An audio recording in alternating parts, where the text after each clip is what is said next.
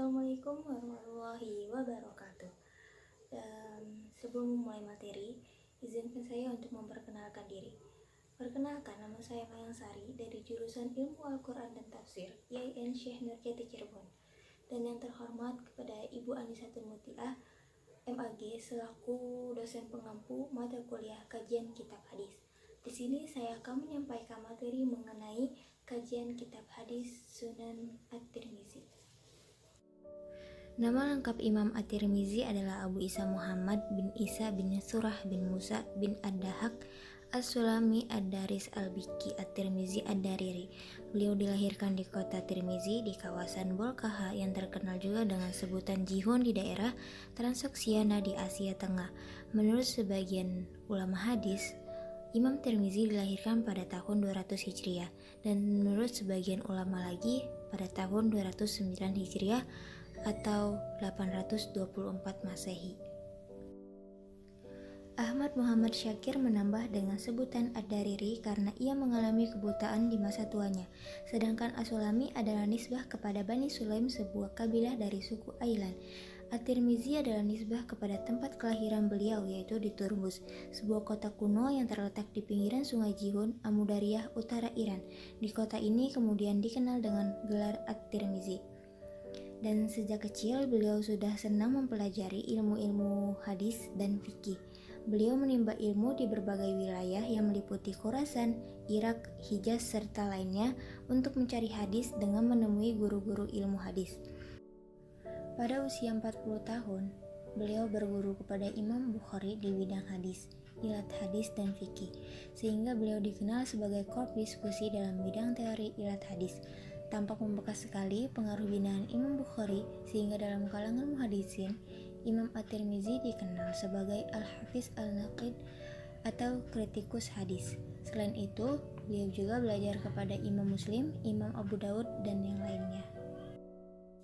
Sistem belajar berdiskusi serta mengarang, pada akhirnya beliau hidup sebagai tunanetra. Lantas beberapa tahun kemudian beliau meninggal di kota Buk di dekat kota Turmus pada hari Senin pada tanggal 13 Rajab 279 Hijriah atau 9 Oktober 892 Masehi. Metode yang digunakan Imam At-Tirmizi dalam menyusun materi hadisnya yaitu dengan mencantumkan judul di setiap awal bab, kemudian mencantumkan satu atau dua hadis yang dapat mencerminkan dan mencakup isi judulnya. Setelah itu, beliau mengemukakan opini pribadi tentang kualitas hadis, apakah ia sahih, hasan, atau dhaif. Untuk tujuan ini, beliau menggunakan istilah yang tidak biasa dipakai oleh para ulama sebelumnya, dan beliau juga mencantumkan opini-opini terdahulu para ahli hukum dan imam yang berkaitan dengan pelbagai masalah. Lebih dari itu, beliau juga menunjukkan jika masih ada hadis-hadis yang diriwayatkan oleh para sahabat lainnya yang berkenaan dengan masalah yang sama, bahkan jika ia mempunyai hubungan dengannya. Imam At-Tirmizi termasuk ke dalam perawi yang mengikuti metode penulisan, yang mana cara menulis hadisnya itu diurutkan dengan bab per bab, dan lebih mirip dengan metode penulisan yang digunakan oleh Imam Muslim. Persamaan ini dilihat dari segi pengumpulan jalur suatu hadis dengan banyaknya perawi dengan susunan matan yang satu tanpa adanya penjelasan lebih lanjut.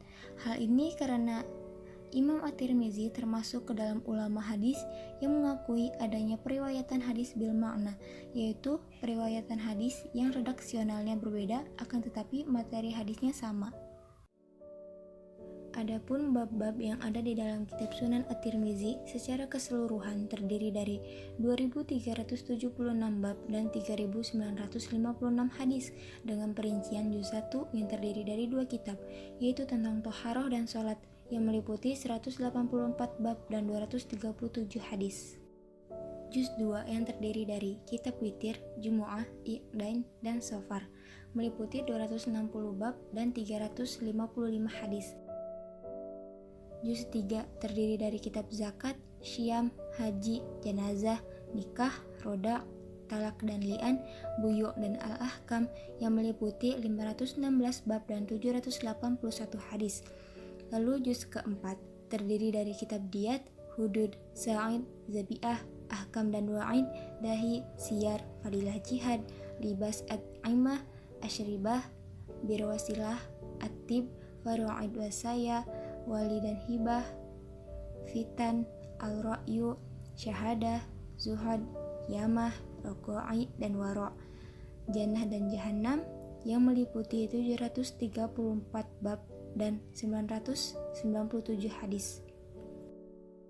Juz 5 terdiri dari 10 pembahasan, yaitu tentang iman, ilmu, istizan, adab, an-nisa, fadail Al-Quran, qiraah, tafsir Al-Quran, da'awat, manakib, yang kesemuanya meliputi 474 bab dan 773 hadis, ditambah dengan pembahasan i'lal. Dengan memperhatikan pembagian juz dalam kitab Sunan At-Tirmizi tersebut, maka dapat disimpulkan bahwa kitab tersebut terlihat sistematis dan mudah, sehingga terjadinya pengulangan hadis menjadi terhindarkan. Oleh karena itu, kitab tersebut dengannya lebih dapat mencakup banyak masalah. Baik, mungkin itu yang bisa disampaikan. Terima kasih banyak telah menyimak. Mohon maaf apabila masih banyak kekurangan dalam penyampaiannya. Semoga video ini bermanfaat.